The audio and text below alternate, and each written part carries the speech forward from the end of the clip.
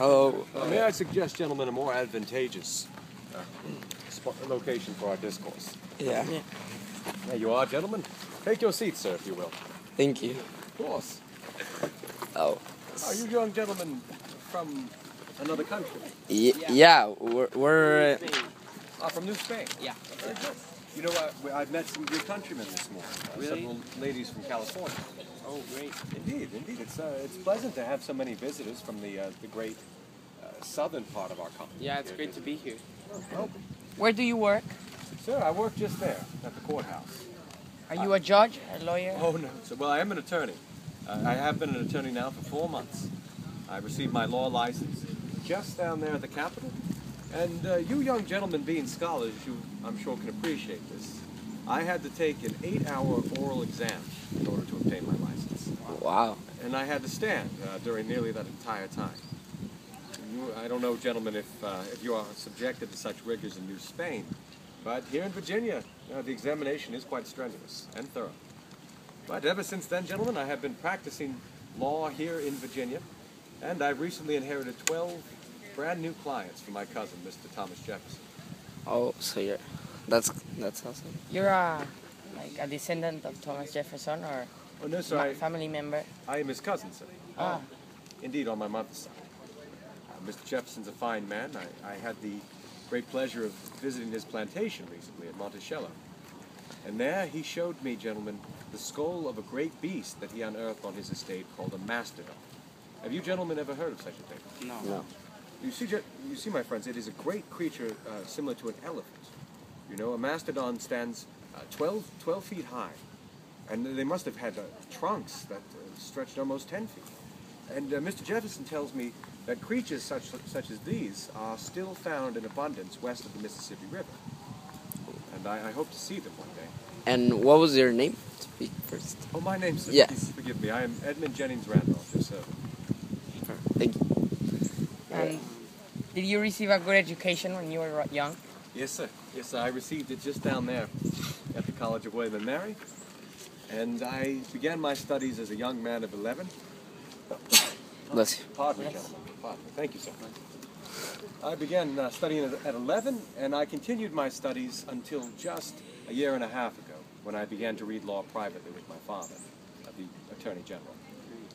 It's quite a fine institution, and you know, gentlemen, I consider myself quite fortunate that I was instructed by George Wythe himself, Mr. George Wythe, the Socrates of Virginia. He taught me John Locke, he taught me Montesquieu, and he taught me not only the letter of the law, but also its intent. And we studied precedent dating back to the time of the ancient Greeks. It was quite a fascinating. Did you always want to be an attorney? Yes, ever since I was a young man. So my father is an attorney. Oh.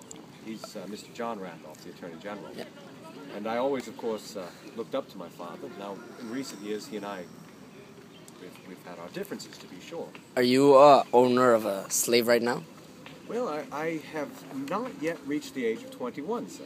Oh. I will be 21 in just a few months' time, and then I shall inherit perhaps a few, well, I believe that Mama intends to make a present of one of her slaves to me for my birthday.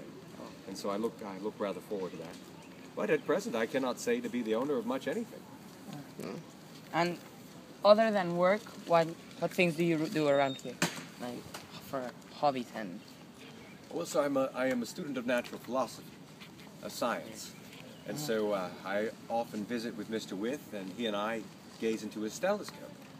And you know, sir, through the telescope, I have gazed upon the moon when it is on the horizon. And I have seen upon the moon, with my own eyes, I have seen valleys, I have seen mountains, I have seen great craters there. And I have also been able to see Mars through Mr. Wythe's telescope. And he and I often spend time in his study. And you know what we do there, boys? We examine creatures, animals that have been gathered from local environments. We had occasion about 3 weeks ago to dissect a blue crab.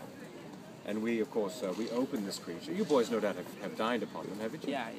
Yes. So you know that when you open the shell of a crab, you see two great organs which resemble sponges. And those, we believe, are the gills of the beast. We also removed the creature's heart. We discovered its brain, rather small, to be sure. They're not the most brilliant of beasts. And Mr. With and I also examined an otter some weeks ago, which I found most fascinating. Of course, the otter smelled terribly foul, so it did. We actually had Uncle Slave Johnny dissect the creature, and Mr. With and I simply gave the man instructions. No. Thank you. Thank you very much. Thank you very much. If I may ask, boys, what do you gentlemen enjoy for hobby? Well, Going to school. Yeah. we hobby. love to learn new things, so going to school is great.